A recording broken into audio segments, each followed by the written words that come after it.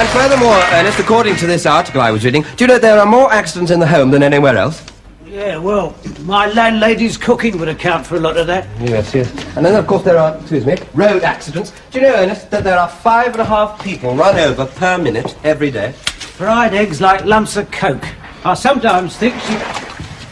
How can you run over half a person? What? Well, perhaps he was a little chap, you know. But it just goes to prove, Ernest, that, you know, you've really got to watch your step.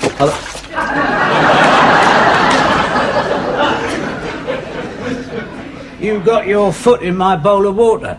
I do realise that, Ernest. Good morning, good morning. Morning. Good morning, Mrs. Alcock. You dance, Mr. Gander, is it? Wet foot, Mrs. Alcock. Oh, really, you must teach it to me sometime. Thank you, Ernest. Do you like my new raincoat? Makes you look like a tart. I beg your pardon. I said it makes you look very smart. In fact, I was discussing about insurance and accidents, Mrs. Alcock. You know, I think it's high time I had some, insurance, not accidents. You see, because if I died tomorrow, do you know, I wouldn't get a penny for it. Didn't sound like smart to me. And according to these statistics, do you know, between the three of us, we'll be lucky if we survive the day. Well, he will. Yes, well, I'm a great believer in insurance, you know, Mr. Gander. I copped a packet when my dear Alfred was called to a higher service. Yeah, 2 payments and the jackpot come up. Ernest, would you put that on the radiator, please? It shouldn't take too long to dry. Now, as you were saying, Mrs. Brief. Yes, I think you do need insurance, Mr. Gander. Now, what was the name of the chap who did Alfred?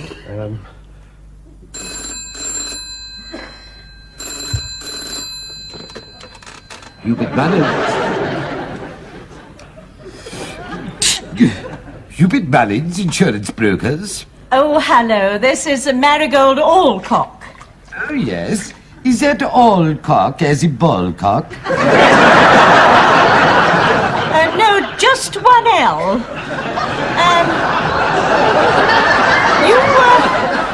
You insured my husband, Alfred. Alfred as in burnt cakes. And I think I have another client for you, Mr. Gander. Thank you very much. Hello.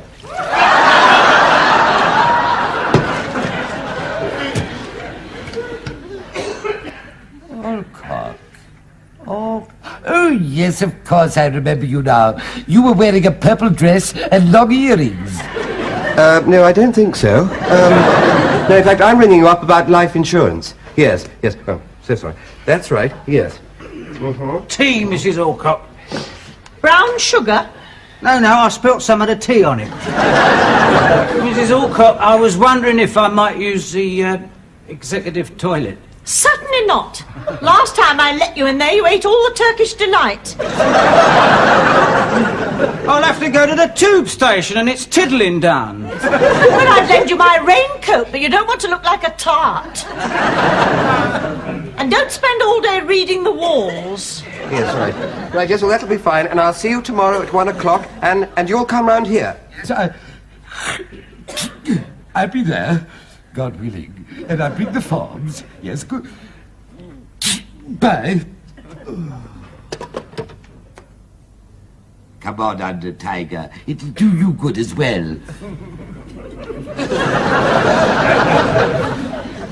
Right, well, that's all fixed. Yes. Your tea's on the tray. Oh, thank you. Well, most of it is. Slopped, not stirred. Oh, that'll be Sweeney. Who? Our landlord. Oh. He owns this building, you know. Oh, dear. He's a money-grubbing, grasping, avaricious, greedy little... Mr. Sweeney, how lovely to see you. Mrs. Alcock, well, how long is it? How long is what? Well, it must be all of 8 years and you don't look a day older. Well, I am. I'm 3 years older. Yes, well, yes. Won't you come in? Here we are. There. Hello, son. How do you do? Now then, I'll tell you why I'm here. It's about your lease. Would it be possible to see Mr. Alcock? Alfred? Yes. Well, actually, I don't think the lid comes off. Well, I mean, surely you must know by now that Mr. Alcock is... about the lease. No shoes? You really ought to pay him a bit more. Well, you see, it's got 3 years to run, and where is your husband? He's not here at the moment, and I know that if he was, he'd be the first to apologise for his absence. Yes, well, you see, I've had an offer for the property for redevelopment, only I must have vacant possession. Now I've come to an amicable arrangement with the massage parlour and language school upstairs. Upstairs? Colette and Mimi. I mean, they're a I couple... don't want to know about that. I refuse to surrender the lease. Oh, well, it's not up to you, is it, love? I mean, your husband signed it. Now, where did you say he was? Well, he's elsewhere. He's having a lesson on the harp. Ah. Well, I tell you what. Why don't you have lunch with me? How Tomorrow. nice. Yes, Renato's restaurant, 1 o'clock. I'll see you... Phew, what's that smell? Oh, good grief, my socks. I'll see you both in the bar, about 1 o'clock. Yes, you and Mr. Alcock. We can discuss the lease over a jar. Yes, we may have to. Look, Mrs. Alcock, look. This is no time for glove puppets, Mr. Gander. We must go and see our legal advisor. Well, let me put it this way. From the legal point of view, the case is perfectly clear. I am not eligible for parole for another 3 months. Well, I'm sure you're not lonely. I mean, all your clients are in here, aren't they? Right. Tell me, sir, why in fact are you, in here? Well, I wrote something that displeased the government. Really? Well, I think that's terrible. That's political persecution. He wrote Edward Heath's name on the bottom of a cheque. It was very, very clever. I even splashed the cheque with salt water. That's really very good. I must say, I'm very amazed that you're allowed to practice in here. Oh, yes. I have a letter here from the Law Society. Full authorization. Yes, thank you. There are 2 N's in innocent. I always get that wrong. And now, about your lease, Marigold. The usual fee, of course. Oh, yes, of course. 2 packets of snout. Thank you very much. What about him? Oh, he doesn't smoke. Besides, I gazumped his house for him. Now, according to the provisions of the Commercial Property Leaseholders Act of 1952, subsection 3, paragraph 1b is modified by case law Short versus Purley. You are, as we say in the legal profession, super cricus fertilizorum. Without a paddle. Without a paddle. The lease is in your husband's name and was not assigned to you when he died. So that means that the landlord has got us by the... Mr. Gander. provisions of the Act. Don't worry, Mr. Gander. I think I can see what must be done.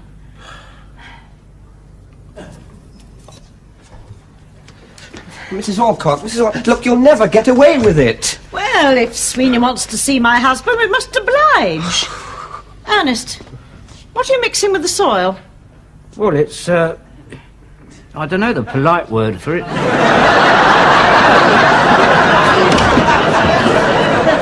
Mrs. Alcock.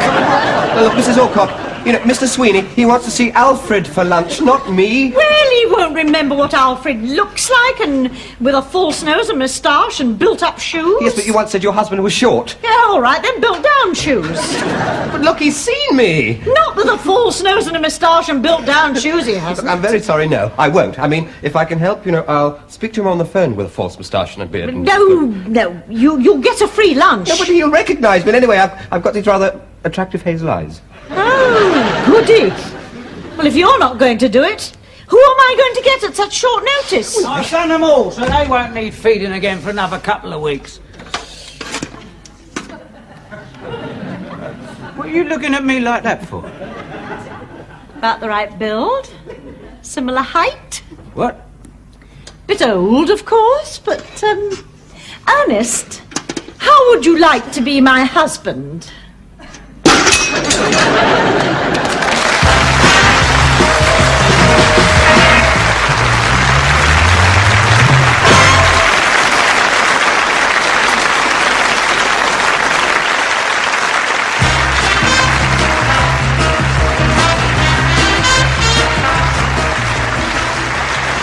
on, Ernest, keep still.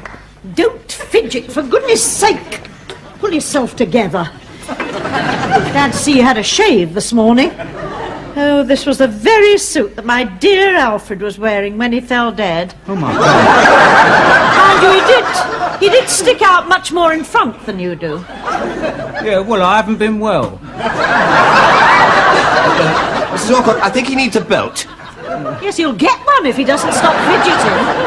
Mrs. Alcock, if I'm going to be Mr. Alcock, there's something I think you should know. I mean, honesty and frankness is the basis of a happy marriage, and, well, there was this girl when I was 16 behind the bicycle sheds. This is business. This is not a love match. See, Ernest, all you've got to do is go to lunch today and simply refuse to surrender the lease. Oh, that's all right then, because you're not my type, Mrs. Alcock. No offence, man. And none taken. No, I go more for the sweet, gentle, wistful type, with big Charlies. Sit down. Now, Ernest, I'm now going to show you how you should behave in a high-class restaurant, all right? Now, first of all, what do you have with fish? Chips? You have white wine, you see? White wine? But that's Arpic. I know it is, but that's all we've got for the time being. I'm not drinking Arpic with my fish. And this is either red, rich ruby, red wine. We'll call it Chateauneuf de Fly Killer. Now, this is what you have, in fact, with your meat. I think I'd rather not go to this restaurant, Mrs. Alcock. Do you think Sweeney would notice if we taped his mouth up? I think he would. Now, Ernest, you've had your fish and you've had your meat. No, I haven't. What comes next? Knowing him, a good scratch and a burp. Why have I got 3 knives and 3 forks? Because they're spare ones because you're bound to drop the lot. Oh, I'm sorry, Mrs. Alcock, I'm sorry. But which knife do I use to scoop up the peas? It's no good, Mr. Gander. We can't overcome 10 years of big ignorance in 5 minutes. No, we just have to have him as he is. Right. The only thing he does need, of course, is spectacles. Huh? Oh, Alfred always wore spectacles. Oh. May I? What? Thank you. What? No, but Mrs. Alcock, I can't see without them. I can't see with them. Let's have a look at you. Oh, yes. Yes, that's good. That gives you the Michael Caine look. Stay there and I'll get the jacket. That's fine. The jacket on. Where are the buttons gone? No, Ernest. You're not to get silly before we get there. Come along. Now, Ernest, there we are. Now, look, just one minute point, right? Do not order chips. Order pommes frites. What are they? Never mind, and please do not drink the finger bowl. What's that? Oh. Well, I think he's ready. As ready as he's ever going to be. Yeah. Oh, I see a little something. Very well, you can have mine. There we are, size 9. I take a dainty 6. Well, we'll stuff them with newspaper. Nobody's going to notice. That's a fine start. Touching up the girl in the cloakroom. I can't see. I was reaching for the ticket. Come on. Oh, Mrs. Alcock. And this must be Mr. Alcock. Of course, we have met before, you know, but quite a few years ago, you didn't have a moustache. Oh, yes, he did, but he always kept it shaved off. Well, what are you going to have? I'll have a dry sherry, and so will Fred. With ice and an olive in it. Right. Well, now, this is all very, very pleasant. Yes, I've been explaining to my husband, Alfred, about the lease. And I fully agree with my wife, Mrs. Alcock. Oh, come along now, Marigold. This is an informal occasion. Yes, well, business later, eh? Now, I can recommend the Tornado Rossini. I don't like it. Ah, how about sheep's brains? He wouldn't like it either. Why don't we have a bouillabaisse? I'm afraid I do not dance. Listen to you scream. Anything for a laugh, you know, reading the menu upside down. Sherry. Thank you. There's a sherry. Thank you. And sherry. And sherry with ice and an olive in it. Thank you. Charles.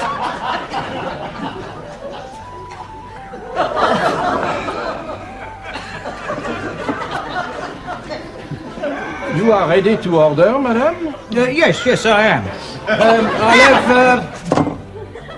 I'll have some of this. Les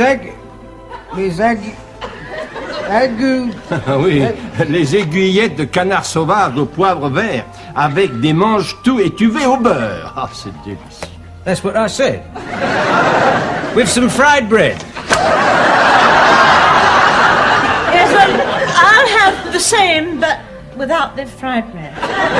Yes, sounds delicious. Make it 3, will you? And wine?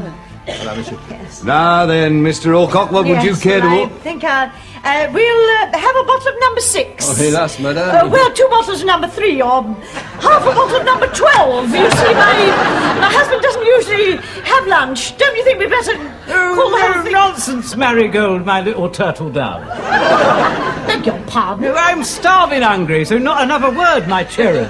Earnest and loyal and devoted. That's what a wife should be. Yes, well, shall we have the drinks sent in? Why not?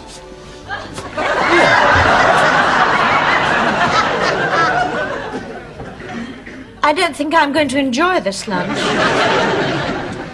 Marriage bureau? No. No. Au pair agency? No.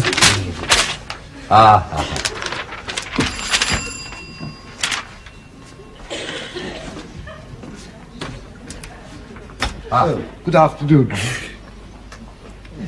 Bullins. It's about the insurance. Oh, yes, do come in. Oh, thank you very much. I'm Richard Gander. Oh, yes, how do you do? Would you like to go in there, please? Thank you, yes.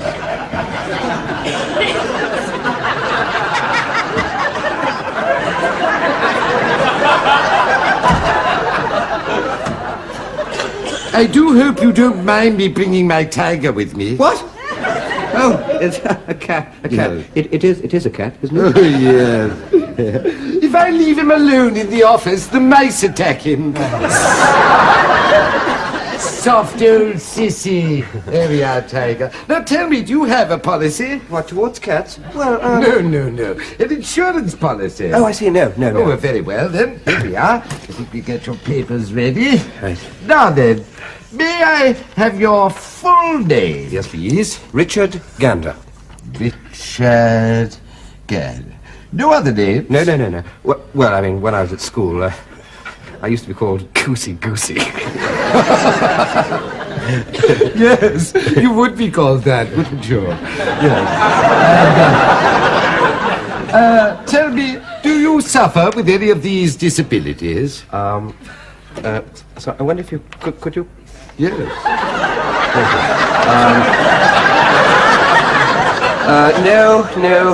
No. Yes, no. Which one did you say yes to? Short-sightedness. I see. Any insanity in the family, Mr. Gander? Well, you know, I must be honest with you. I have an uncle on my mother's side, and well, I know it sounds ridiculous, but he thinks he can talk to fruit. Fruit? Yes. Bananas, mainly. Of course, yes. And can you tell me, have you ever had any major operation? Just my appendix. I see, appendix. Mm-hmm. Can you tell me where that was, please? Yes, well, it was just above. Just right sort of there. I'm sorry, but I refuse to surrender the lease. Well, I know how you feel, but with all due respect, it is up to your husband to decide. That's right. It's up to me to decide, Marigold. I'll have another brandy. You've had quite enough already. It's like giving strawberries to a donkey. That office of yours is falling apart. It's riddled with woodworm. Not now. They were drowned by the rising damp. Well, it's been a splendid lunch. Apart from Alfred throwing the water jug over the crepe Suzette. Well, they was on fire. And I haven't finished my cocoa, so sit down. You're getting carried away. You soon will be. Look, I'll make a fortune if I sell that building. You're not going to be dog in a manger, are you? Woof, woof. And I think that my husband will agree with me, won't you, dear? Well, I might, but on the other hand, I might... Whoa! I agree. I thought you might. Your bill, monsieur. Ah, thank you. That was uncalled for. Fancy sticking a fork in my God Almighty. You wait till I get you back to the office. I'm going to push you through the pencil sharpener. I'm dear, sorry. dear. So Look, sorry. Mr. Alcock, are you quite sure that you won't change your mind? Well, I might. I mean, we could discuss it. I mean, you could come back with us to the office.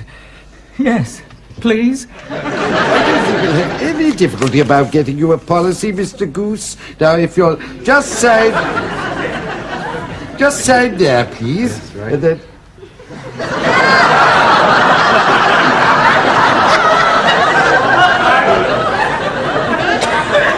You've written across the back of my hand. Oh, I'm sorry. I'm very sorry. That's right. Yes, I must apologise. Only I had to, give my spectacles to a chap, who needed them. I see. Together with your belt and shoes. Yes. Some sort of new Christian movement, is it? No, it was Mrs. Alcock's idea, actually. Oh, yes, of course, dear Mrs. Alcock. You know, I insured her husband. Yes, he paid 2 premiums and then got knocked down by a bus. Oh, yes, well, I'm not that lucky. No. Now, come along, little felon. I'll treat you to a saucer of milk. Well, that's very kind of you, but I really ought to stay in. I'm sorry. You'd be much better off in another office. I mean, this one isn't safe. The fire escape's inflammable, for a start. You're right, Mrs. Alcock. Someone could get hurt. They probably will the moment he leaves. Oh, don't go. Come into the office and let's discuss it some more. Well, of course, it is up to you to make the decision, Mr. Alcock, or may I call you Alfred? The lease is in your name. Nevertheless, I do think the Oh, hello, Mr. Mullins. How are you? Mr. Alcock. The Mr. Alcock, your husband. Yes, why don't we all have a drink? The insurance paid out £400 when he died. He's not dead. I've just had lunch with him. I can explain. Oh? No, I can't. Well, I can. It's large drinks all round. Large brandies. Here we are, Mr. Mullins. There you are. Just throw them anywhere. That'd be absolutely lovely. Now, you gentlemen, of course, have heard of reincarnation and the theory of parallel worlds, not to mention identical twins and, mass hallucinations. Drink up, come along. And one of you, of course, may have an ectoplasmic manifestation, but that won't do anybody any harm. You just drink up and I can explain the whole thing.